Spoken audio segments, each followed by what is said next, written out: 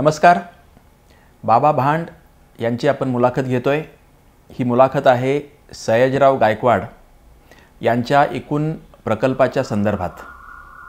मुलाखतीच्या पहिल्या भागात सयाजीराव महाराज गायकवाड होते तरी कोण या संदर्भात आपण त्यांची 1 तासभर मुलाखत घेतली.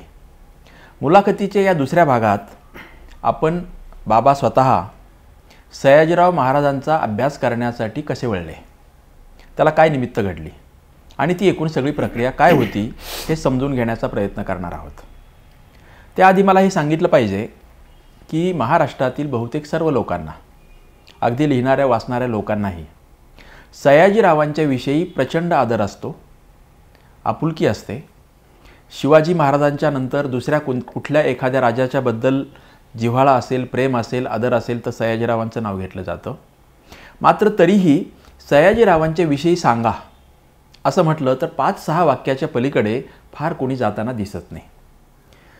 सयाजीराव हे प्रजाहितदक्ष राजे होते. सयाजीराव अतिशय बुद्धिमान होते. वाचन, साहित्य, संस्कृती, कला यांचे भोक्ते होते. त्याला आश्रय देणारे होते. सयाजीराव आणि डॉक्टर आंबेडकर या दोघांच्या नात्याबद्दल बोललं जातं आणि सयाजीरावांनी दिलेल्या अनेक लहान थोरांना दिलेल्या देणग्या किंवा केलेली आर्थिक मदत या 5-7 वाक्यांच्या भोवती खरं तर अनेक लोकांचं सयाजीरावांच्या बद्दलचं आकलन संपुष्टात येतं, जरी कितीही आदर असला, प्रेम असला तरी. आणि म्हणून आता बाबा मला ह्या सगळ्या दुसऱ्या भागातून समजून घ्यायचं आहे की तुम्ही सयाजीरावांचं जे उत्खनन केलं आहे आणि हा कालखंड 10 ते 12 वर्षांचा आहे. पहिलं साधारणतः 2010च्या आसपास तुमची जी कादंबरी लेखनाची प्रक्रिया आहे, पहिल्यांदा तुम्ही सयाजीरावांच्यावर कादंबरी लिहिली, नंतर त्याच वेळी तुम्ही एक चरित्र लिहिलं आणि मुलांच्यासाठी पण एक चरित्र लिहिलं.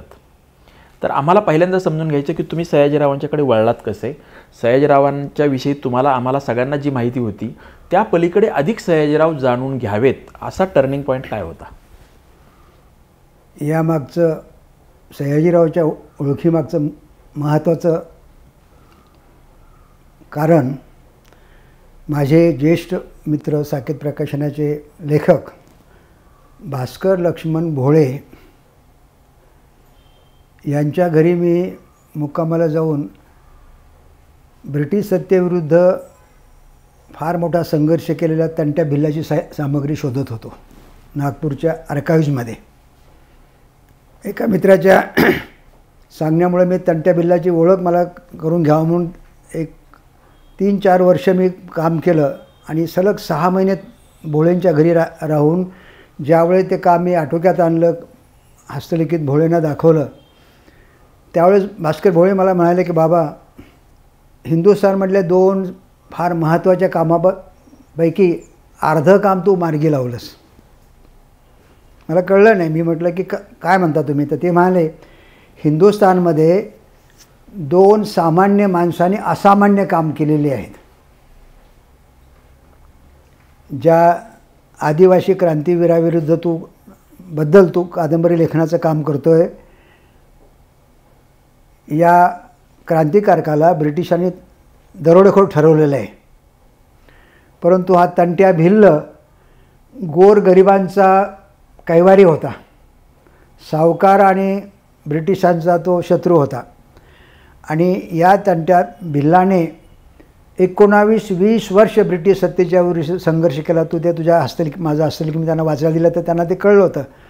ते म्हणाले की ब्रिटिशाच्या काळामध्ये एखाद्या क्रांतिकारकाला पकडायचं असेल तर त्या काळामध्ये 5,000 पासून तर 45,000 पर्यंत बक्षीस ठेवलं होतं. एक गावाची जहागिरी जाहीर केली होती आणि तरीसुद्धा तंट्या सापडत नव्हता. पण पैशाचा मोह नातेगोते असतो मानलेल्या मेहुणीने, तंट्याच्या मेहुण्याने, बहिणीच्या नवऱ्याने 45,000च्या मोहाने तंट्याला पकडून दिलं. या तंट्यावर तू हे काम केलं तर मला सांगायचा सारांश असा. भोळे म्हणाले की बाबा, हिंदुस्थानमध्ये 2 सामान्य माणसं असामान्य काम करून गेले. हे तंट्याच्या कादंबरीवरून तू बरंचसं काम केलं आहे.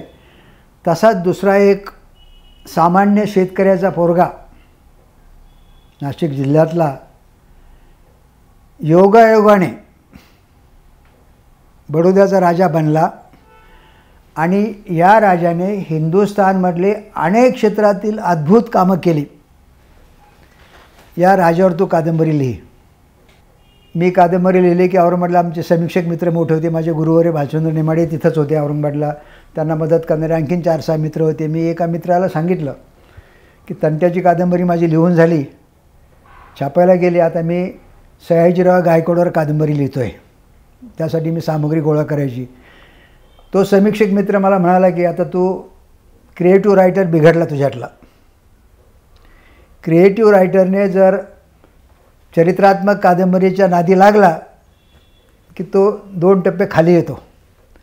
आणि हा रिमार्क्स माझ्यातील लेखकाला नाउमेद करून दिला आणि मी तंट्याचं काम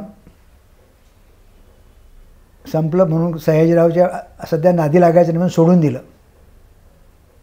मधल्या काळामध्ये पुन्हा मला असंच एक पात्र मिळालं. मटका जुगार वेशाच्या संगतीनं मी एक कादंबरी पूर्ण करत आणली 2 वर्षामध्ये.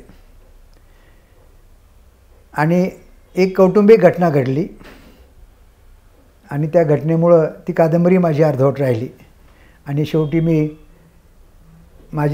या कामात माझे 10 वर्ष विनाकारण वाया गेले. जर हे घडलं नसतं तर आपण जो उल्लेख केला ना, तर याच्यापूर्वी 10 वर्ष सयाजीरावांची कादंबरी येऊ शकली असती. माझी सवय एखाद्या विषयाच्या मुळाकडे जायची की संदर्भ साहित्य शोधणे, इतिहासाचे असतील, सामाजिक असतील, ठिकाणं असतील, गावं असतील. तंट्याचे मी गाव, त्यांनी डाके घातलेले गावं, त्यांनी जेल म्हणून पळून गेलं ते गाव, त्याची समाधीचे सगळे ठिकाणं मी जाऊन त्या शोधाची पुन्हा कहाणी लिहिली. भोळेंची प्रस्तावना आहे. तर सयाजीरावांचं काम मी करत असताना सुरुवातीला ग्रंथालयामध्ये असणारी संदर्भ साहित्य मी शोधायला लागलो. सयाजीराव गायकवाडासंबंधी जेव्हा कादंबरी लिहिण्याचं माझ्या डोक्यात आलं, औरंगाबादच्या ग्रंथालयामध्ये, काही मुंबई मराठी ग्रंथसंग्रहालयामध्ये, काही पुण्यामध्ये थोडीफार सामग्री बघितली, परंतु माझी दृष्टी होती की आपण ज्या गावामध्ये सयाजीराव गायकवाड राज्य केलं त्या बडोद्यामध्ये जाऊन आपण तिथं काही मिळतं का. म्हणून बडोद्याच्यामध्ये विद्यापीठामध्ये गेलो. मराठी विभाग प्रमुखाला भेटून सांगितले की मला सयाजीराव गायकवाडवर काम करायचं आहे, आपण इथल्या ग्रंथालयामध्ये शोधण्यासाठी मला ओळख लागते, शिफारस करा. त्याने शिफारस केली, अर्धवट केली. काही कागदपत्र मला बघितले आणि पुढच्या वेळेस मग मी ठरवलं की आता आणखीन काही शोधायचं असेल तर आर्काईव्जमध्ये जायला पाहिजे. आर्काईव्ज बडोदा सरकारच्या मालकीचं झालं होतं, अभिलेखागार. आणि यातून जी सामग्री पुढं आली, सयाजीराव समजण्यासाठी मी बाबासाहेब आंबेडकरांचं चरित्र किरांचं वाचलं, फुल्यांचं वाचलं, कारण सयाजीराव आणि या सगळ्या लोकांचे संदर्भ दिसायला लागले. आणि जेव्हा बडोद्याच्या अभिलेखागारामध्ये, आर्काईव्जमध्ये एक सामग्री समोर यायला लागली, ती सगळी सामग्री घेऊन बडोद्यातल्या ओरिएंटल इन्स्टिट्यूटमधली काही सामग्री मिळाली, लायब्ररीतली सामग्री मिळाली, सेंट्रल लायब्ररीतली मिळाली. आणि ही सगळी सामग्री घेऊन जेव्हा मी झेरॉक्स किंवा सगळी सामग्री घेऊन एक 5-6 महिने वाचन केलं, त्यावेळेस मला प्रचंड सगळं साहित्य समोर दिसायला लागलं. आणि 100, 200, 400, 500 पानाच्या कादंबरीच्या पलीकडे बाकी साहित्याचं काय करायचं. आता ही सामग्री काय स्वरूपाची होती? सामग्री आपण म्हणतो तेव्हा महाराजांचे 3-4 पूर्वी प्रकाशित झालेले चरित्र होते. त्यांच्या हिरक महोत्सवामध्ये गौरवग्रंथ निघाला होता. माने नावाचे त्या काळातले महाराजांच्या जवळचे एक फार अभ्यासू माणूस होते, त्यांनी संपादन केलं होतं. सरदेसाईंची पुस्तकं होती, महाराजांच्या सहवासातली आहे, महाराजांसंबंधीची होती. महाराजांची पत्रं सापडली होती, काही भाषणं सापडली होती. आणि त्यानंतर आम्ही काही ॲडमिनिस्ट्रेटिव्ह रिपोर्टसुद्धा मिळाले महाराजांचे आर्काईव्जमधले. आणि ही सगळी सामग्री इतकी समोर यायला लागली की काय घ्यावं आणि काय सोडा. आणि त्याच्यापूर्वी एक पुस्तक आलं होतं, गुराख्याचा पोरगा राजा, गुराखे जेव्हा राजा होतो तो, ते पुस्तकं वाचलं तर मला त्यातल्यासुद्धा काही गोष्टी राहून गेल्या अशा दिसायला लागल्या. आणि या सगळ्या याच्यामध्ये मी ठरवलं की आपण 500 पानामध्ये सयाजीरावांच्या सांगण्यासारख्या महत्त्वाच्या गोष्टीच मांडणे. तिथंसुद्धा अडचण अशी होती की कादंबरी म्हटलं की लेखकाला स्वातंत्र्य असतं, काही वास्तव आणि काही कल्पित. सयाजीरावच्या बाबतीतसुद्धा कल्पित ॲड करणं मला माझी मन स्वीकार्य नाही, की फक्त आहे ते वास्तवच आपण नीट मांडणी करावी. आणि यातून युगद्रष्टा कादंबरी माझी जेव्हा लिहून झाली, ती माझ्या 2 ज्येष्ठ मित्रांना मी वाचायला दिली. दोघांची प्रतिक्रिया होती की हे आम्हाला माहीत नव्हतं. दोघंही मराठीतले नामांकित असे समीक्षक होते. पण ते मला म्हणाले की पुढं काय झालं, कारण कादंबरी लेखनामधलं लेखकाचं एक आपापले एक स्टाईल असते की पुढं काय झालं वाचकांना अस्वस्थ करणे. तर मला काही मित्र विचारला आले की ती कादंबरी तिथं संपली, त्याचं पुढं काय झालं. आणि सगळ्यात महत्त्वाचं, ही कादंबरी वाचून रयत शिक्षण संस्थेचे त्यावेळेचे चेअरमन रावसाहेबजी शिंदे यांना कादंबरी मी कोपरगावला भेट दिली आणि त्यानंतर दुसऱ्या दिवशी मला फोन आला. एका बैठकीत मी कादंबरी वाचली.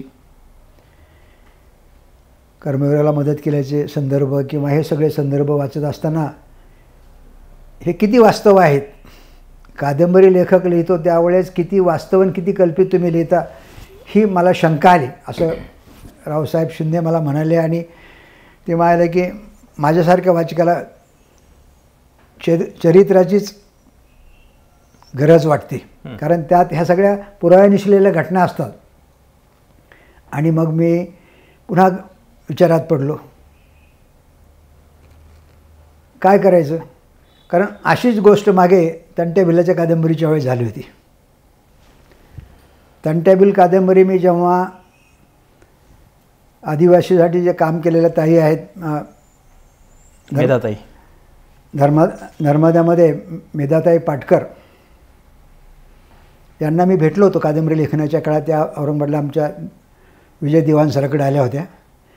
आणि त्यांना मी सांगितलं होतं की माझ्या डोक्यामध्ये असं असं आहे. त्यांना कादंबरी पाठवल्यानंतर त्यांनी मला आठवड्यामध्ये पत्र लिहिलं. आदिवासी मुलांची ओळख असणारं तंट्याभिल उत्तम कादंबरी झाली, पण जे मोठा वर्ग किशोरवयीन वाचक आहे ते विकत घेऊ शकणार नाही, वाचणार नाही. तुम्ही मुलांसाठी काही लिहू शकाल का. आणि मी त्यावेळेस ती कादंबरी, किशोर कादंबरीसुद्धा तंट्याची लिहिली. तीच शंका मेधाताईंना मी जेव्हा युगदृष्टा कादंबरी दिली त्यावेळेसुद्धा त्या म्हणाल्या की तुम्ही चरित्राचं मला सांगता, चरित्र तुमचं काम चालू आहे, पण चरित्रासोबत तुम्ही मुलांसाठी सुद्धा लिहा, किशोरवयीन.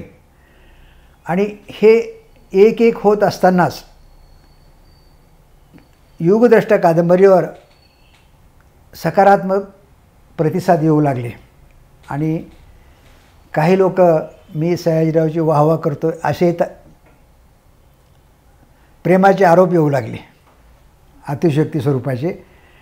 मग त्यासाठी महाराजांचं साधार चरित्र लिहिणं मला गरजेचं वाटावं लागलं, की जे रावसाहेबांनी मला सुचवलं होतं. सयाजीरावांचं लोकपाल सयाजीराव हे चरित्र लिहिताना मी संदर्भ साहित्यांच्या मदतीने त्याची मांडणी केली. खरं तर माझी कादंबरीकार म्हणून जी कसरत असायची ती मर्यादा चरित्रामध्ये मला जाणवायला लागली.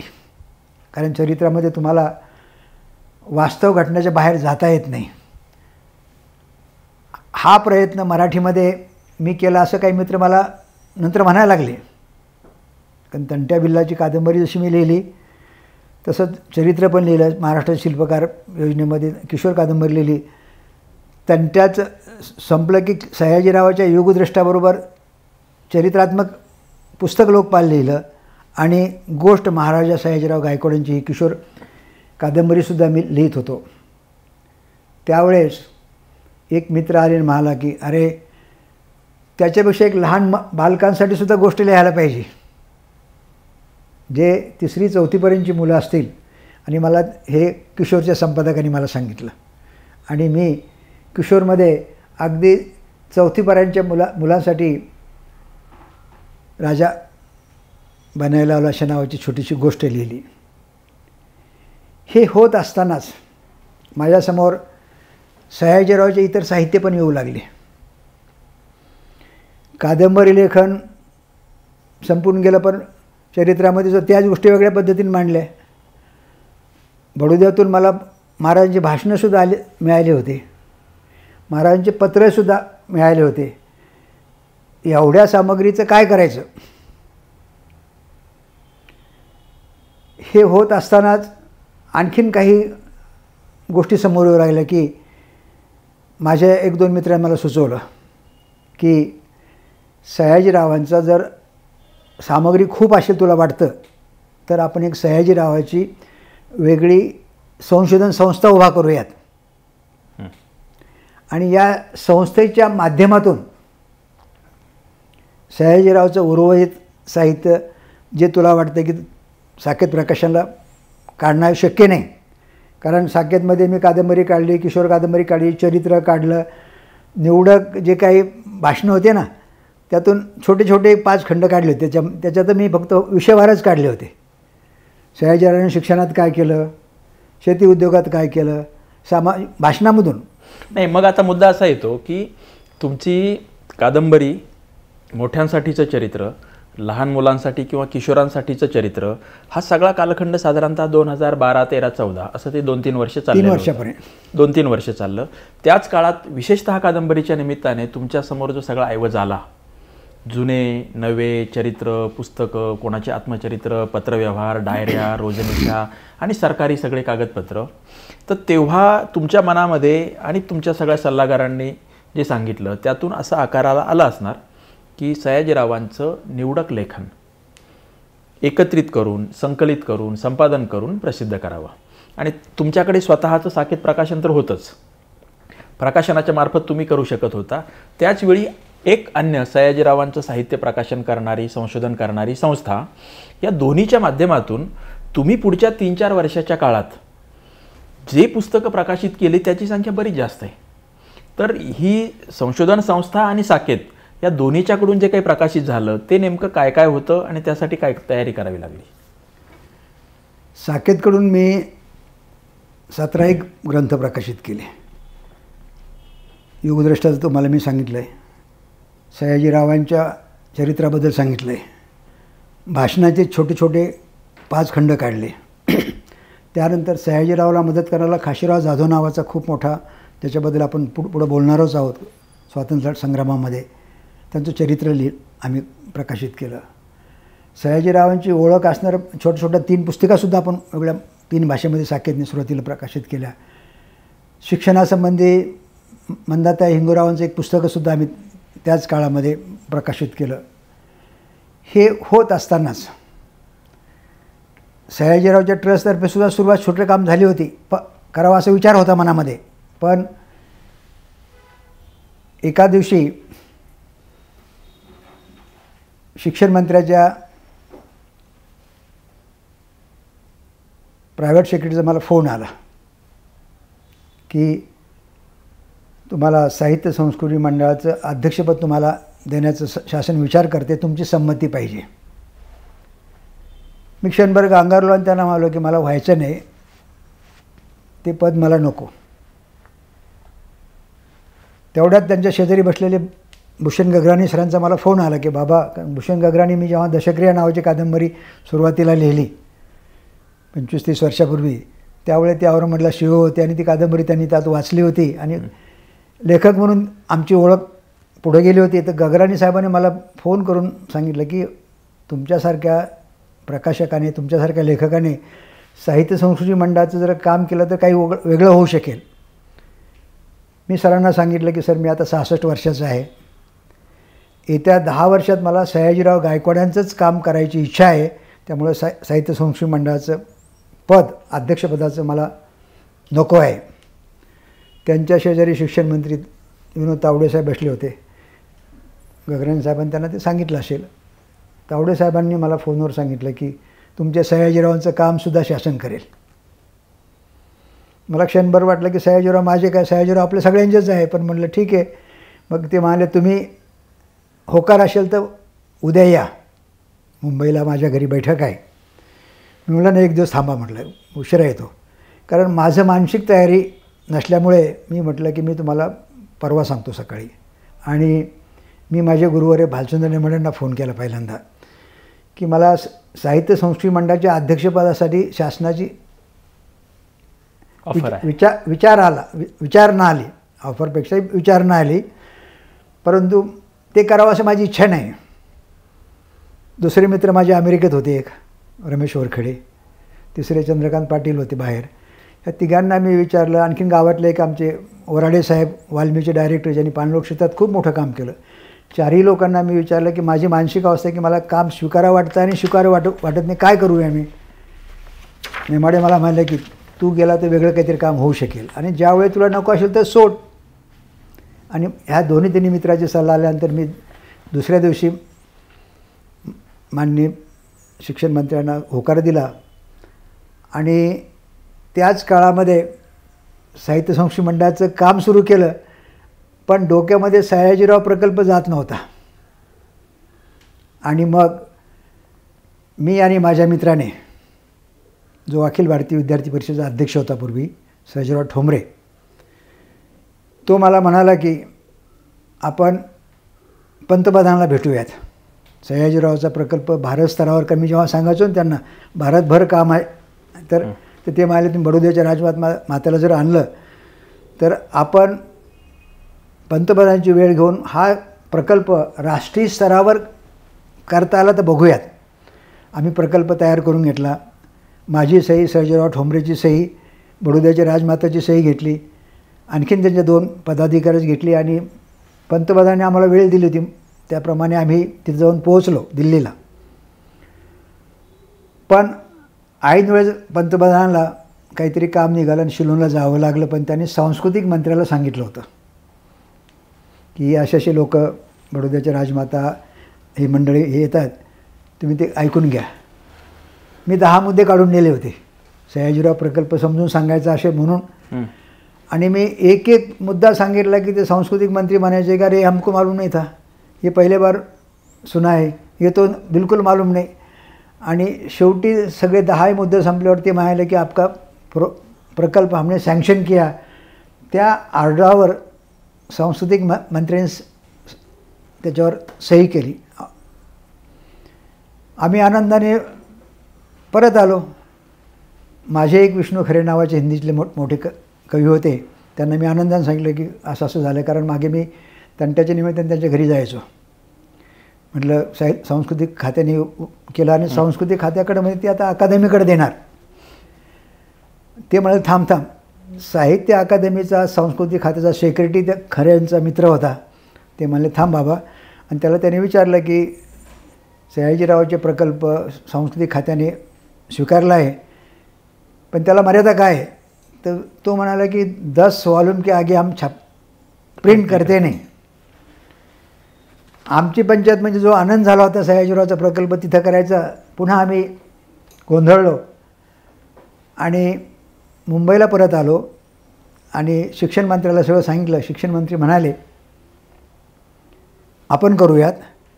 आणि दिलेल्या प्रस्तावावर त्यांनी तात्काळ, जसं महाराष्ट्र शासनाने यापूर्वी डॉक्टर बाबासाहेब आंबेडकर समिती केली, शाहू समिती केली, त्या महात्मा फुल्यांची समिती केली, त्याच्यानंतर अण्णाभाऊ साठेंची केली, त्याप्रमाणे महाराजा सयाजीराव गायकवाड चरित्र साधने प्रकाशन समिती शासनाने सुरू केली. म्हणजे तुम्ही साहित्य संस्कृती मंडळाचं अध्यक्षपद स्वीकारलं तेव्हा तुमची जी अडचण होती की सयाजीराव प्रकल्पासाठी मला वेळ द्यायचा आहे, त्याला त्यांनी मान्यता दिली आणि हे आपण शासनाच्याच वतीने करू शकतो अशा प्रकारचा प्रस्ताव दिला. तुम्ही ते स्वीकारलं. अर्थातच साहित्य संस्कृती मंडळाला तुमच्या काळामध्ये आणखी कोणते कोणते वेगवेगळे प्रकल्प मार्गी लागले हा एक वेगळा विषय आहे आणि ते मला माहिती आहे, परंतु ते आपण आत्ता यामध्ये घेणार नाही आहेत. परंतु साहित्य संस्कृती मंडळाकडून तुमचे 26 खंड जवळपास 4 ते 5 वर्षांच्या काळात आले. ते 26 खंडाच्याबद्दल आपण सविस्तर पुढच्या भागात बोलणार आहेत, प्रत्येक खंडात काय आहे. परंतु ते 26 खंडाची निर्मिती, संपादन, संशोधन, त्यासाठी बरीचशी टीम जमा करणं, ही प्रक्रिया काय होती? साहित्य संस्कृती मंडळामध्ये मी जसं इतर प्रकल्प केले तसंच माझ्या डोक्यात सयाजीरावाचा विषय असल्यामुळं मी सयाजीरावांनी त्या काळामध्ये धर्म खात्यात काय केलं याचा एक प्रकल्प ऐकायला दिला आहे. सयाजीरावने त्या काळात क्रीडा, व्यायाम, शारीरिक शिक्षण करणारे माणिकराव काय केलं, महत्त्वाचं काम केलं, त्याचा एक प्रकल्प. म्हणजे त्या काळात जे सयाजीरावने ग्रंथ प्रकाशित केले, दुर्मिळ ग्रंथ आज दे, त्या दुर्मिळ ग्रंथांचं प्रकाशन 10 मित्रांना ते प्रकल्प दिले आणि त्यातून आता 26 ग्रंथ आहेत. त्यामध्ये मगर सरांनी एक प्रकल्प केला, दिनेश पाटील एक करतायत, देवदत्त कदम एक आहेत ते करतायत, असे बडोद्याच्या मंदाताई हिंगूराव एक प्रकल्प करतात. म्हणजे सयाजीराव महाराजांनी त्या काळात जे साहित्यामध्ये दुर्मिळ असं काम केलं, त्या दुर्मिळ साहित्याचं प्रकाशन मी साहित्य संस्कृती मंडळाकडून करून घेतलं आणि ते सुद्धा जवळजवळ 26 ग्रंथ आलेले आहेत. आता साहित्य संस्कृती मंडळाकडून ते 26 ग्रंथ येणं, त्याचवेळी तुम्ही सयाजीरावांच्या नावाने जी एक वेगळी समिती शासनाने स्थापन केली, ते 26 खंडाच्या पुढेही ते काम सगळं चालू राहिलं. कारण तुम्हाला जो काही खजिना मिळत होता, वाढत होता, नवे नवे शोध लागत होते, पहिलं काही संपलं की नवीन लगेच काहीतरी येत होतं, तर त्या समितीने पण पुढे काम चालू ठेवलं आणि तुमचा साहित्य संस्कृती मंडळाचा कालखंड संपल्यानंतरही तुम्ही ते आजही चालू ठेवलं आहे आणि पुढचेही काही महिने तरी हा सगळा आहे प्रकल्प. तर त्या 26 खंडाच्या बाहेर ते काय झालं आणि त्यासाठी तुम्हाला आणखी अभ्यास संशोधन काय करावं लागलं? साहित्य संस्कृती मंडळाचे जे ग्रंथ आहे 26 ग्रंथ, त्याचे सामग्री मिळवण्यासाठी माझ्याबरोबर सुरुवातीपासून असलेले संशोधन सहाय्यक राजेंद्र मगर सर, वारणानगरचे विद्यार्थी, आम्ही हे जुने ग्रंथ मिळवण्यासाठी बडोद्यामध्ये गेलो. ते जुने ग्रंथ मिळून त्या लेखकाकडे सोपवले आणि संपादनासाठी एक शिस्त लागते. कारण प्रकाशनामध्ये गेले 50 वर्ष केल्यामुळे संपादनातल्या काही ज्या चुका राहून जातात, त्या वारंवार त्या चुका दुरुस्त करण्यातून आपल्याला नव्याने शिकायला मिळतं. आणि सुदैवाने मी प्रकाशन व्यवसायात असल्यामुळं त्या ग्रंथामध्ये काम करणारे लेखकाची टीम मला मदतीला आली. त्यात ज्येष्ठ लोक आहेत, नव्याने काम करणारे आहेत. इतकंच नाही तर ती सामग्री मिळवण्यासाठी बडोद्यातल्या काही मंडळींसुद्धा मला मदत केली. हे काम एकटा बाबा भांड तर कधीच करू शकलं नसतं किंवा कोणीही करू शकलं नसतं. पण बडोद्यामध्ये एक महाराजांची शिस्त होती सयाजीरावांची.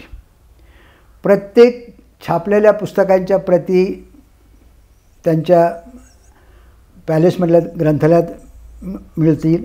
दुसरं त्यांचं सेंट्रल लायब्ररी होती, तिथेही खूप ग्रंथ मिळू शकले. आणि यामध्ये आमच्या संपादक मित्रांना आम्ही एक नियमावलीच तयार करून पाठवले की या संपादनामध्ये या गोष्टी केल्या पाहिजे. हे होत असतानाच तुम्ही सांगितलं त्याप्रमाणे सयाजीरावांचा जो ट्रस्ट होता, त्या ट्रस्टकडून छोटी छोटी कामं करावेत. कारण मोठं काम आता समिती सुरू झाली आहे, तर समितीच्या वतीने करण्यात येईल. पण जे गोष्ट समितीमध्ये करता येणार नाही, छोट्यासुद्धा 100-200 पानाचे असे पुस्तकं मी म्हणतो आहे, ते ट्रस्टच्या माध्यमातून सुद्धा आम्ही सुरू केलं. आणि यामध्ये खूप अनुवादक, जवळजवळ 25-30 अनुवादक आहेत, त्यांची नावं मी परवाच्या याच्यामध्ये सांगेल. 15-20 संपादक आहेत आणि या सोबत प्रूफ रीडर आहेत, सेटिंग करणारी माणसं आहेत. आणि या सगळ्या मित्रांनी हे त्यांचं काम नसून आपल्या सगळ्यांचं काम आहे या भावनेतून केल्यामुळं हे इतकं काम उभं राहू शकलं. आता आपणाला कल्पना आहे की महाराष्ट्र शासनाने 1976 साली आंबेडकर समिती स्थापना केली, त्याच्यानंतर 90 साली शाहू फुल्यांची समिती आली आणि नंतर बाकीच्या आल्या. त्यांनीसुद्धा काम महत्त्वाचं केलं. पण सयाजीरावच्या समितीमध्ये काम करत असताना माझी 50 वर्षाची लेखकाशी असलेले संबंध, लेखकासोबत संपादक आहेत, अनुवादक आहेत, ते अगदी इंग्रजीतून मराठी करणारे असतील, मराठीतून इंग्रजी करणारे असतील, मराठीतून हिंदी करणारे असतील, या सगळ्या गोष्टीमुळं तुम्ही म्हणतात त्याप्रमाणे ही मोठी कामं होऊ शकलीत. आता हे सगळा ऐवज जमवताना तुम्हाला बडोद्यामधून निश्चितच मिळालं असणार, परंतु दिल्लीच्या ग्रंथालयात, नेहरू मेमोरियल लायब्ररीमध्ये किंवा मुंबईच्या ग्रंथालयात किंवा भारतातल्या अन्य काही ग्रंथालयातून काही ऐवज मिळाला का? आणि अर्थातच ज्या ब्रिटनचं राज्य होतं आपल्या देशावर, तर लंडनमधून किंवा ब्रिटनमधून अशा काही तुम्हाला फाईल्स मिळाल्या, विशेषतः गोपनीय फाईल्स ज्या आहेत, तर तो एकूण मिळवण्यासाठीचे काय प्रयत्न होते? कुठून किती मिळालं? मला महाराष्ट्रासोबत 2 गावांचा उल्लेख करणं गरजेचं आहे. आपल्या नाशिकच्या सार्वजनिक वाचनामध्ये खूप जुने ग्रंथ मिळाले. पुणे मुंबईच्या ग्रंथालयामध्ये खूप अभ्यासक आल्यामुळे ग्रंथ हाताळून ते ग्रंथ खूप जुने किंवा संपलेले होते. मुंबईमध्ये तीच अवस्था होती, पुण्यामध्ये ती होती. परंतु महाराष्ट्रातील सावना ग्रंथालय नाशिक, सोलापूरचं जुने ग्रंथालय आणि सांगलीजवळचं मिरजजवळचे ग्रंथालय, या जुन्या ग्रंथालयामध्ये खूप जुने सयाजीरावचे ग्रंथ, आणि तिसरं ग्रंथालय सावंतवाडीचं कोकणातलं, इथून मला सामग्री खूप उपलब्ध होऊ शकली, मदत होऊ शकली. आता राहिला मुद्दा की संपादनाचा. या कामामध्ये शासनाची मदत असल्यामुळे हे मोठं काम करणं शक्य होऊ शकले. या कामामध्ये आणखीन काही अडचणी निर्माण झाल्या, पण अडचणी निर्माण झाल्या तर आपण त्यावर मार्ग काढला पाहिजे. सयाजीरावांनी उभय आयुष्यामध्ये त्यांना खूप संकट आलीत, कौटुंबिक, राष्ट्रीय आणि शत्रुपक्ष म्हणजे ब्रिटिश सरकारशी. या तिन्ही संकटांना त्यांनी धैर्याने तोंड देत मार्ग काढला. सयाजीराव प्रकल्पातसुद्धा आम्हाला अडचणी आल्या, पण अडचणी आल्या त्या अडचणीला आम्ही सगळ्यांनी तोंड दिलं आणि प्रत्येकाने प्रश्न विचारला सुद्धा स्वतःला, हे कोणी सांगितलं तुला करायला? तर प्रत्येकजण म्हणायचं की मलाच करायचं होतं काम, आणि यामुळे हे काम होऊ शकलं. आणि हे करत असताना एक कर्तव्य भावना होती, जसं कर्तव्य साधना आपण म्हणतोय, की आपण आपल्या कुटुंबासाठी, आपल्या घरासाठी, आपल्या नातेवाईकासाठी करतोच, पण त्यासोबत स्वतः पलीकडची गुंतवणूक. तुम्ही मागे मला साधनेमध्ये लेख लिहायला सांगितले होते, स्वतः पलीकडची गुंतवणूक. हे काम करत असताना, सयाजीरावचं काम करत असताना आमच्या सगळ्या प्रत्येक लेखकांची, प्रत्येक अनुवादकाची आणि आम्हाला मदत करणाऱ्याची तीच भावना होती. त्यामुळं हे एवढं मोठं काम, आणखीन एक महत्त्वाचं आहे की एवढं मोठं काम करणारा हिंदुस्थानमध्ये माणूस त्या काळात कोणी नव्हता. हे आम्हाला लक्षात आलं होतं, ढोबळ मनाने दिसायला लागलं होतं की सयाजीरावांनी केलेले कायदे. एका पुस्तकात वाचलं मी, बाबासाहेबांनी लिहून ठेवलं की सयाजीरावांनी केलेले कायदे युरोप अमेरिकेच्या सामाजिक कायद्याच्या पुढे आहेत. एका माणसाने लिहून ठेवलं की सयाजीरावांनी केलेले कायदे युरोप अमेरिकेतसुद्धा नव्हते काही. एकाने सांगितलं की सामाजिक सुधारणेचे जे कायदे सयाजीरावांनी केले ते सगळ्यांच्या पलीकडे आहेत. आणि हे जेव्हा मला वाटायला लागलं की हे असं असेल तर हे काम आमचं सांस्कृतिक कर्तव्याचंच काम होणार आहे, आणि ते करत असताना अडचणी येतात आपल्या जगण्यामध्ये, आपण ते सगळ्या टप्प्यात बघतोच आहे. त्यावर आनंदाने तोंड देणे. नाही, आता आपला मुद्दा यातला एक राहतोय, या प्रश्नातला दुसरा भाग तो असा की तुम्हाला महाराष्ट्रातून कुठून मिळालं हे आपल्या लक्षात आलं, परंतु दिल्ली ही राजधानी होती, कलकत्ता ही सुरुवातीच्या काळात राजधानी होती 1911 पर्यंत, आणि त्यानंतर दिल्ली होती. तर कलकत्त्याच्या ग्रंथालयातून आणि दिल्लीच्या ग्रंथालयातून काही मिळालं का? आणि ब्रिटनमधली, लंडनमधली त्यांची राजधानी, तिथून काय मिळालं? ह्या 3 ठिकाणी. कलकत्त्यामध्ये देशपांडे नावाचे एक महाराष्ट्रीयन माणूस तिथल्या लायब्ररीत होते. त्यांनी त्या काळामध्ये सयाजीरावच्या काही सामग्री पाठवायला मला मदत केली. दिल्लीच्या आर्काईव्जमध्ये मी पूर्वी तंट्याच्या निमित्ताने गेलो होतो, पण दिल्लीचे आर्काईव्ज बघितल्यानंतर जेव्हा मी बडोद्याच्या आर्काईव्जमध्ये गेलो तर त्यावेळेस माझ्या लक्षात आलं की मुंबईच्या आर्काईव्जमध्ये मी गेलो आहे, कलकत्त्याच्या आर्काईव्ज मी स्वतः गेलो आहे, नागपूरच्या आर्काईव्जमध्ये बघितलं, पण बडोद्यातल्या आर्काईव्जमध्ये इतकी शिस्त होती कागदपत्राची आणि कामाची. त्यानंतर मी ठरवलं की आता त्यासाठी बाहेर जाण्याची गरज नाही. पण ज्यावेळेस आपल्या युगदृष्टा कादंबरीची 2ऱ्या-3ऱ्या वर्षी 2ऱ्या आवृत्तीचं प्रकाशन बडोद्यात ठेवलं होतं, आणि त्या बडोद्याच्या कार्यक्रमासाठी एक 55 वर्षाचे आजोबा मला म्हणाले की बाबा तुमची युगदृष्टा कादंबरी वाचली, तुमचं चरित्र पण वाचलं, पण तुम्ही कधी बँडेड बॉक्स केस ऐकलं का?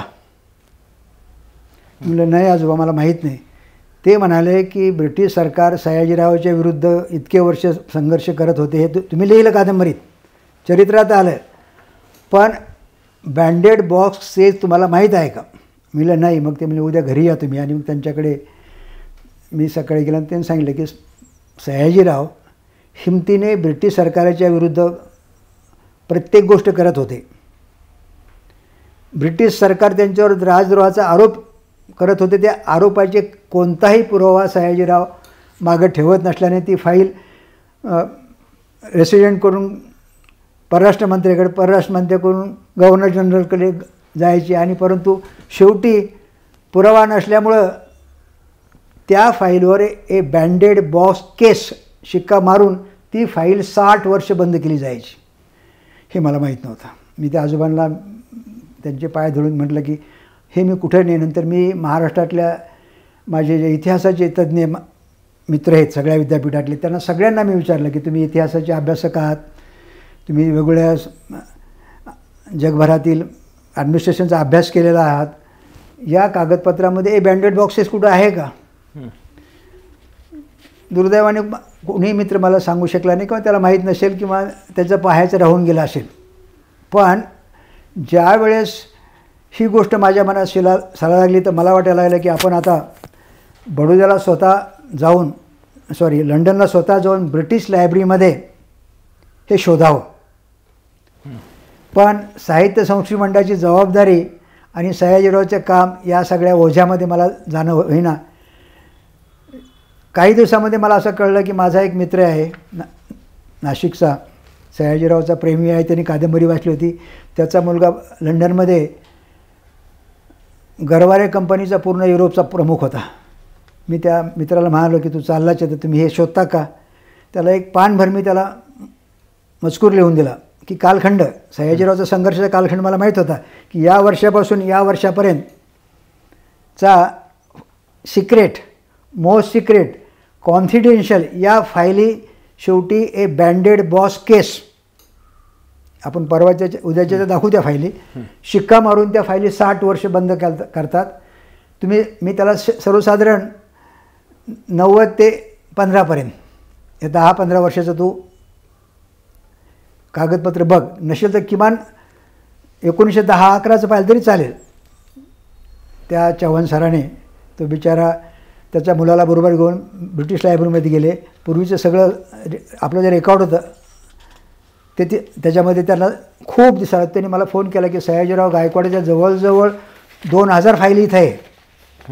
पण त्याला सुदैवाने एक फाईल सापडली, बँडेड बॉक्स केस, आणि त्यावेळेस ती स्कॅन करून घ्यायचं. मला फोन आला त्यांचा की इथं 1.5 पाऊंड खर्च येतो.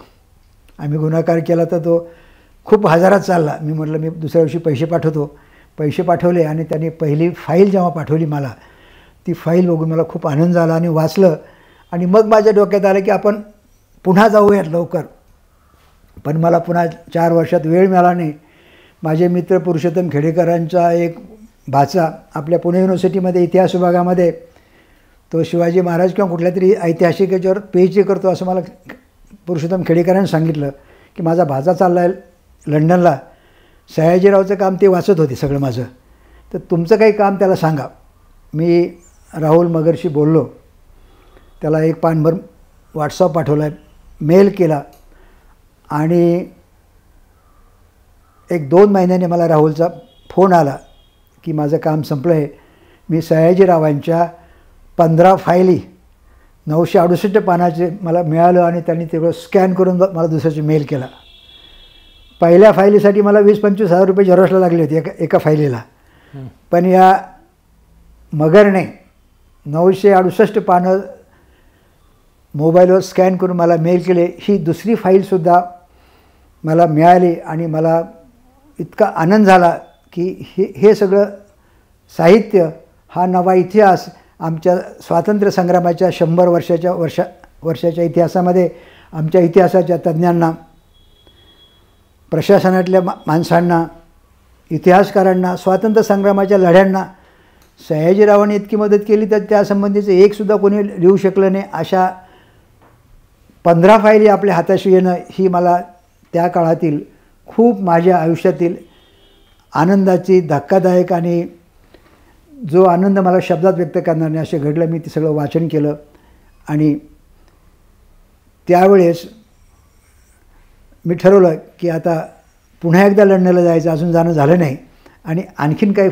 फायली मिळू शकतील का त्या शोधल्या पाहिजे. पण अशाच काही फाईलमधून तुम्हाला एक असा एका मोठ्या केस किंवा खटला त्याचा जो शोध लागला तो असा होता की सयाजीराव हे सार्वभौम राजे आहेत आणि तो जो एकूण खटला चर्चा जे काही संघर्ष झाला तो नेमका काय होता? हे प्रकरण थोडं वेगळं आहे. ओके. बँडेड बॉक्स केसचं बरोबर आहे, पण सयाजीराव हे ब्रिटिश सत्तेचे मित्र होते. हे आपण सुरुवातीच्या भाषणामध्ये मी सकाळी सांगितलं. मूळ जो करार होता 1802 आणि 18चा, तर सयाजीरावच्या मनावर पक्का माहिती आहे की मी ब्रिटिश सरकारचा मांडलिक नाही, मी मित्र आहे. त्यामुळे त्यांनी ब्रिटिश सत्तेशी खूप मोठा संघर्ष केला, हे आपण पाहिलं आहे. पण सयाजीरावचं दुसरं अंग जे कुणाला माहीत नव्हतं ते एका प्रकरणात पुढं आलं. हिंदुस्थानचे बहुतेक राजे लढण्याला जायचे, ते आपलं ऐश्वर्य ते व्यक्त करणारं म्हणजे बाई आणि बाटली. आणि काही लोकांचा तो धंदा होता, राजाच्या मागे बाया लावणं. स्टॅथम नावाच्या माणसाने आपली पत्नी सयाजीरावच्या मागे लंडनला असताना लावली. पण सयाजीराव हा इतर राजासारखा नसलेला राजा की ज्याला उभ्या आयुष्यात त्याने कधी दारूचा थेंब नाही पिला, निर्व्यसनी राजा, सिगारेटचं धूर घेतला नाही आणि स्वच्छ चारित्र्याच्या राजाने त्या बाईला प्रतिसाद दिला नाही. आणि तिचा नवरा रागावला आणि तिने सयाजीरावाला नोटीस पाठवले स्टॅथमने की तुझे माझ्या पत्नीबरोबर अनैतिक संबंध आहेत आणि मला तिचा डायव्हर्स घ्यायचा आहे आणि सहआरोपित तुम्हाला करायचं आहे आणि तुम्हालाही नको असेल तर इतके 1000 पाऊंड द्या आणि आपण मिटू. बार्गेनिंग जसं आपल्या सगळ्या प्रांतात सुरू आहे ना. सयाजीराव म्हणाले वकिलाला की त्याच्या पत्राला काही उत्तर देऊ नका, पण एक अर्ज करा सिव्हिल कोर्टामध्ये आणि त्या अर्जात तुम्ही लिहा की ईस्ट इंडिया कंपनी आणि गायकवाडांचा जो करार आहे 1802 आणि 1818चा, आणि त्या करारालाच पुढे ब्रिटिश सरकारने मान्यता दिली आहे. ईस्ट इंडिया कंपनी गेल्यानंतर ब्रिटिशांचं साम्राज्य आलं ना, तर त्या काळातसुद्धा तो करार मान्य दिलेला आहे.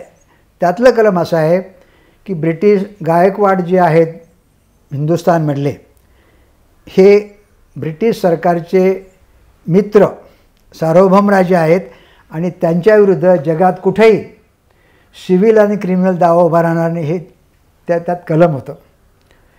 हे जेव्हा पत्र सयाजीरावांच्या वकिलाने सिव्हिल कोर्टात दिलं, सिव्हिल कोर्टाने घाबरून ते प्रकरण हायकोर्टात वर्ग केलं आणि हायकोर्टाने ब्रिटिश सरकारला नोटीस काढली की बडोदा सरकार आणि ईस्ट इंडिया कंपनीचा जो मूळ करार आहे तो दाखल करा. खूप वर्तमानपत्रामध्ये त्या काळामध्ये सयाजीरावांची बदनामी होणारा मजकूरसुद्धा यायला लागला इंग्रजी वृत्तपत्रामध्ये.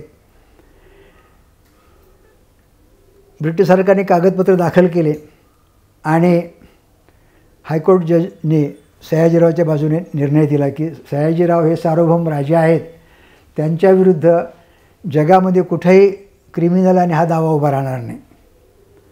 सरकार ॲपिलेट कोर्टात गेलं, ब्रिटिश सरकार सुप्रीम कोर्टात, आणि सुप्रीम कोर्टाने हे तो निर्णय सयाजीरावच्या बाजूने दिलं.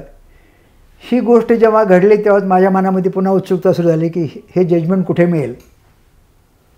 मी हायकोर्टचे काही जज माझे मित्र रिटायर झाले त्यांना विनंती करून पाहिलं, सांगून बघितलं की लंडनच्या ॲपिलेट कोर्टाचे सुप्रीम कोर्टाचे जुने या काळातले जजमेंट कसे शोधता येतील, तर ते सांगायचे की आमच्या लायब्ररीत या किंवा अमक्याला विचारा. तर हे सगळं सुरू होतं की माझं हे घडत होतं. बँडेड बॉक्स केस हाताशी होत्या, पण लंडनचा सुप्रीम कोर्टाचा निर्णय सापडत नव्हता. आणि आम्ही एका दिवशी अहमदनगरच्या लॉ कॉलेजमध्ये मी होतो, डॉक्टर राजेंद्र मगर होते माझ्यासोबत, दिनेश पाटील होते, आणि आम्ही सयाजीराव महाराजांचे जे 75,000 कायदे स्कॅन करून आले बडोद्याचे, ते एडिटिंग करण्याचं काम अहमदनगर लॉ कॉलेजच्या प्राचार्यांकडे आम्ही तांबे सरांकडे सोपवण्यासाठी गेलो होतो. आणि त्यांच्याशी बोलत असताना लॉ कॉलेजचे प्राचार्य म्हणून त्यांना मी सहज म्हणालो, सर हे तर झालं, पण माझा प्रश्न आहे, लंडनच्या सुप्रीम कोर्टाचे निर्णय कसे शोधायचे. ते हसले आणि मला म्हणाले कोणतं वर्ष आहे. मला म्हणले ते प्रकरणाचं नाव काय आहे, मी सांगितलं स्टॅटम व्हर्सेस स्टॅटम आणि सयाजीराव गायकवाड. ते म्हणले चला, आणि ते मला त्यांच्या मोठ्या लायब्ररीत घेऊन आले आणि त्यांनी वर्ष म्हणल्यानंतर ते फाईल बाहेर काढले आणि मागून नाव शोधलं आणि काढलं. आम्ही सगळेजण आनंदाने उड्या मारायला लागलो. लंडनच्या या सुप्रीम कोर्टाच्या जजमेंटची कागदपत्र सगळे व्हॉल्यूम त्यांनी त्या काळामध्ये ब्रिटनमधून त्यांनी खरेदी केलेले खंड अगदी अहमदनगरमध्ये मिळाले. म्हणजे आमच्या हाती एक फार मोठं, जे कोणी दुर्मिळ पुस्तकांचे संग्राहक आहेत हो किंवा अभ्यास संशोधनाची ज्यांना एक शिस्त आहे आणि पॅशन आहे, त्यांनाच तुमच्या या आनंदाची प्रतवारी काय आहे ही कळू शकेल. आता मला सांगा की हे सगळं खूप रोचक, खूप इंटरेस्टिंग काही काही गोष्टी असणार आहेत. त्या आपण काही पाहिल्यात, काही पुढच्या भागात पाहू, सर्वच येणार नाही आहेत. परंतु इतका सगळा अभ्यास, संशोधन, कागदपत्र सगळं पाहिल्याच्या नंतर तुम्हाला काय वाटतं, आपण किती आणू शकलो आणि अजून किती शिल्लक आहे? 1/4 काम झालेलं आहे. आणखीन जर मनावर घेतलं तर प्रत्येक कामात एक शिस्त कशी असावी हे बडोदा उदाहरण आहे. अगदी प्रशासकीय अहवाल जरी ॲन्युअल पाहिले आपण, ॲडमिनिस्ट्रेटिव्ह रिपोर्ट 64 वर्षाची, प्रत्येक कामात शिस्त आहे. कायद्याचं असेल, अजून खाजगी भांडार तर आम्हाला हाताशी आलंच नाही. महाराजांचा खाजगी वृत्तांतसुद्धा खूप आहे कुटुंबातला, की जो खाजगी खात्यामध्ये शोधावा लागणार आहे. आणि हे सगळं काम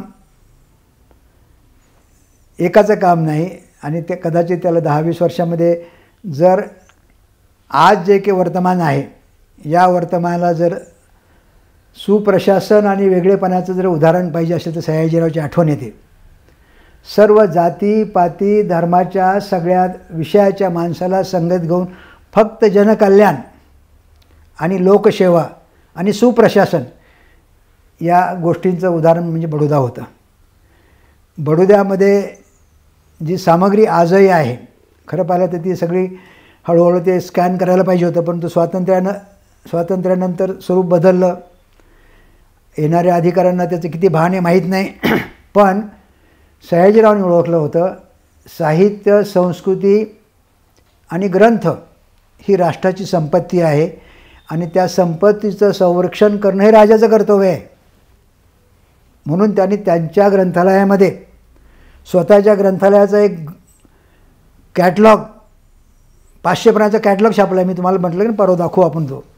आणि त्यामध्येच दुर्मिळ गोष्टी मिळवणं, पाठपुरावा करणं, त्यासाठी त्याचं महत्त्व ओळखणं, ही गोष्ट आजच्या प्रशासनामध्ये दुर्मिळ होत चालली आहे. आणि त्याचे भान न राहिल्यामुळेच सयाजीरावकडेच काय, पण बाबासाहेब आंबेडकरकडे काय, आणि शाहूकडे काय, आणि फुल्याकडे काय, आपण फक्त या युगपुरुषांचे नावच घेऊन बोलतो आहोत. पण त्यांनी केलेलं काम, त्याची वर्तमानाशी लिंक जोडणं ही फार गरज आहे. घेऊन जाण्यासाठी आवश्यक प्रयत्न होत नाही आहेत, पुरेसे होत नाही आहेत.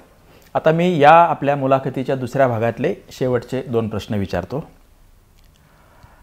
तुम्ही जवळपास 10 वर्ष आणि त्याहून अधिक काळ अभ्यास, संशोधन, संपादन करताय, स्वतः करताय, अनेक लोकांना बरोबर घेऊन करताय, आणि त्यातून 100 ग्रंथ किंवा पुस्तकं लहान मोठी अशी आलेली आहेत. यामध्ये तुम्ही काही मराठी पण केलीत, काही इंग्लिश केलीत, काही हिंदीमध्येही आहेत. त्याच्यामध्ये परत खंड आणि खंडाचे पण भाग आहेत, 1, 2, 3, 4, 5. त्यामुळे एकूण पुस्तकं, ग्रंथ, त्याची संख्या. तर हे मराठी, हिंदी आणि इंग्लिश यामध्ये किती ऐवज आला आहे, आणि हा ऐवज 1/4 आहे असा तुमचा अंदाज आहे, तर तो कळू देऊ. सयाजीरावांचे प्रथम मी शाखेचा उल्लेख केलाच, इतके केले. सयाजीरावच्या ट्रस्टने सुद्धा 115 लहान मोठे ग्रंथ केलेले आहे. त्याच्याही पलीकडे शासनासाठी आपण जे काम केलं आहे, आतापर्यंत 60 खंड झालेत आणि 101 ग्रंथ. यामध्ये जवळजवळ 50 ग्रंथ मराठीमध्ये आले, 30 ग्रंथ इंग्रजीमध्ये आहे, 21 ग्रंथ हिंदीमध्ये आहे. याची पृष्ठसंख्या सगळी 59,000 पानापर्यंत गेली आता सगळी.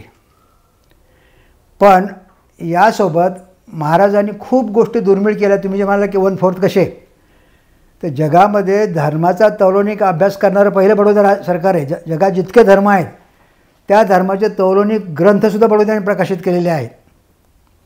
इतकंच नाही तर त्यांनी केलेले सामाजिक सुधारणेचे सगळे कायदे वेगळे पडून असतील. आणि सगळ्यात महत्त्वाचं म्हणजे सयाजीरावांनी उभ्या आयुष्यामध्ये 7,500 ग्रंथ प्रकाशनास मदत केली आहे. यांची यादी किंवा त्यांचे ग्रंथ ते नावं जरी एकत्र केली तर हे काम कल्पनेच्या बाहेर आहे. आणि हे जुनं सगळं आहे.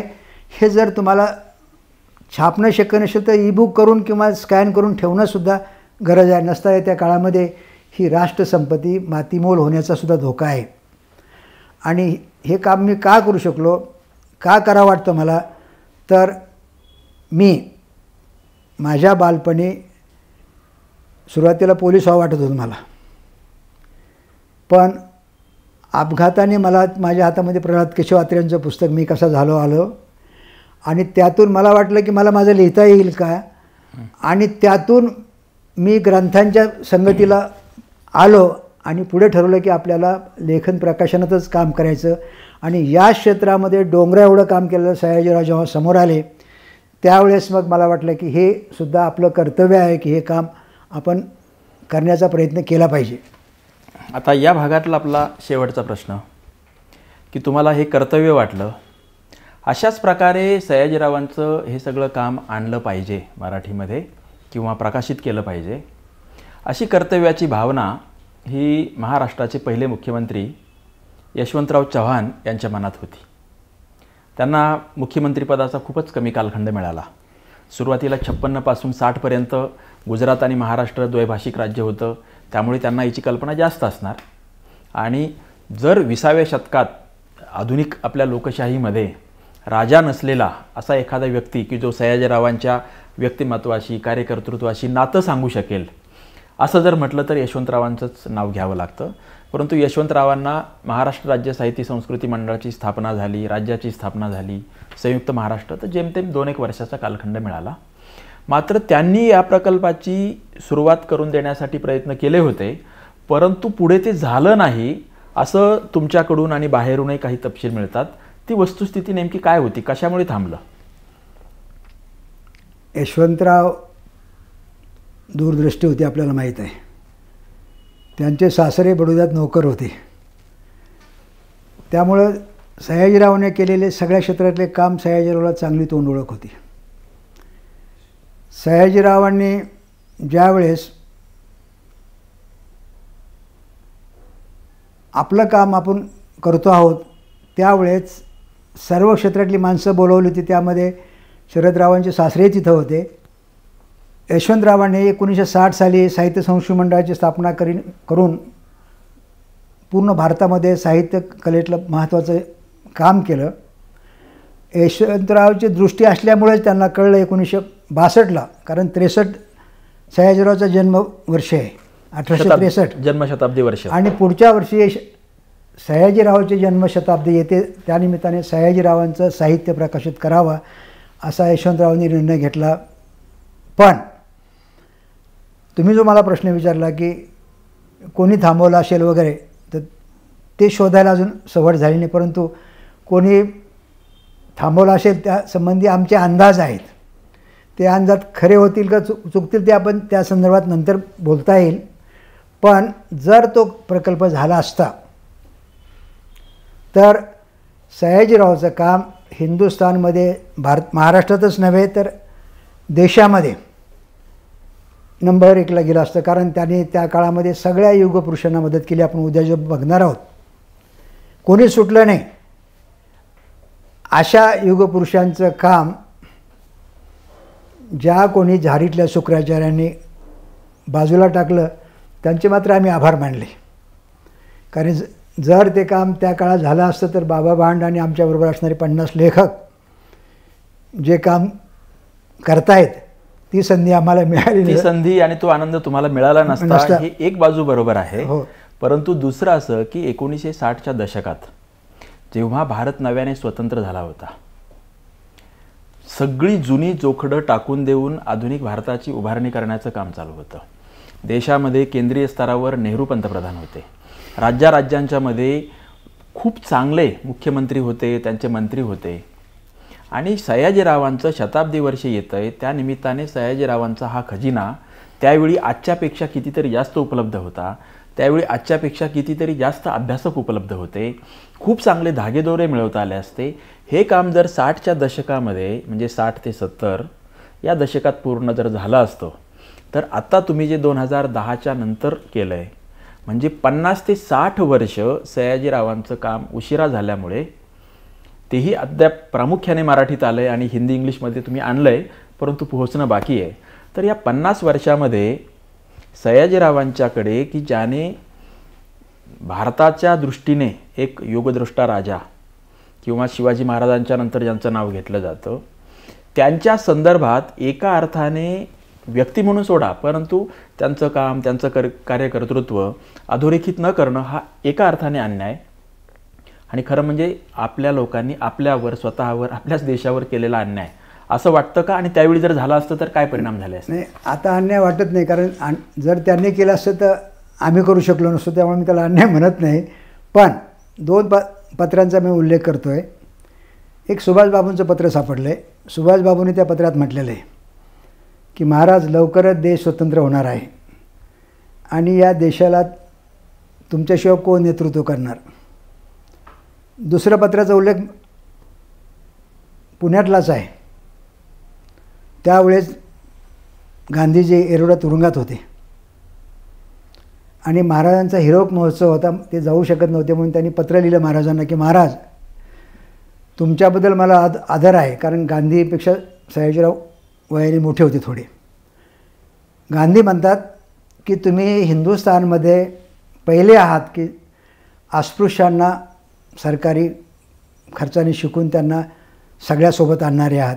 आणि दुसरं की सार्वजनिक जीवनातील अस्पृश्यता दूर करणारे कायदे करणारे तुम्ही पहिले आहात हिंदुस्थानमध्ये 1932 साली. तर या पॉझिटिव्ह गोष्टीकडे जर आपण बघितलं तर आपण जो म्हणता की जर हे झालं असतं तर नेहरूसुद्धा जाऊन सयाजीरावला लंडनला भेटल्याचे संदर्भ आहेत. दादाभाई नवरोजीचा आपण उल्लेख केलेलाच आहे. सगळ्या युगपुरुषांना, फुले, गोखले, रानडेचा आपण नंतर उद्या बोलणारच आहोत. सगळ्या युगपुरुषांना मदत करणाऱ्या माणसाचं काम कुणाकडून तरी राहून गेलं आहे. आता कोण आहे ते आम्ही शोधतो आहे. कदाचित सापडेल, कदाचित सापडणारसुद्धा नाही. पण हे जर झालं असतं तर हिंदुस्थानमध्ये सर्व क्षेत्रामध्ये, प्रत्येक क्षेत्रामध्ये, अगदी दातृत्वाचं उद्या बोलणारे, पण तो शिक्षण, उद्योग, सामाजिक सुधारणा, ग्रंथ, ग्रंथालये, एवढंच नाही तर कायदे, सगळ्या क्षेत्रामध्ये डोंगरा एवढं काम मागच पुढं आलं असतं. पण काही गोष्टी होत राहतात आणि त्या गोष्टी आपल्याला आहे तसं स्वीकारून पुढं जावं लागणार आहे. या मुलाखतीचा पहिला आणि दुसरा दोनही भाग जर ऐकले तर कोणालाही हे लक्षात येईल की सयाजीराव 1939ला गेले. 1863चाच त्यांचा जन्म, म्हणजे देशाला स्वातंत्र्य मिळालं त्याच्या ते साधारणतः 7 ते 8 वर्ष आधी गेले. समजा देशाला स्वातंत्र्य लवकर मिळालं असतं तर कदाचित नेहरू किंवा काँग्रेसमधला कोणीतरी नेता पंतप्रधान निश्चितच झाला असता. परंतु न जाणो देशाचा राष्ट्रपती म्हणून कदाचित, कारण इतके सगळे संस्थानिक होते आणि संस्थानिकांचे प्रतिनिधी, तर सयाजीरावांचं नाव पुढे आलं असतं तर निर्विवादपणे देशाचे राष्ट्रपती म्हणून सयाजीराव यांची निवड झाली असती. अशा या सयाजीरावांची यांनी केलेले अनेक खंड, त्याचे अनेक भाग, लहान मोठी अशी 200पेक्षा अधिक पुस्तकं, या पुस्तकं ही त्यांच्या एकूण कामाच्या 1/4 आहे असं आपण आत्ता बोललो आहे. तर या सगळ्या 200 पुस्तकांच्या मध्ये नेमकं आहे तरी काय, हे आपण त्यातले काही एक युनिट घेऊन, विभाग घेऊन समजून घेणार आहोत. मात्र ते या मुलाखतीच्या 3ऱ्या भागात. धन्यवाद. नमस्कार.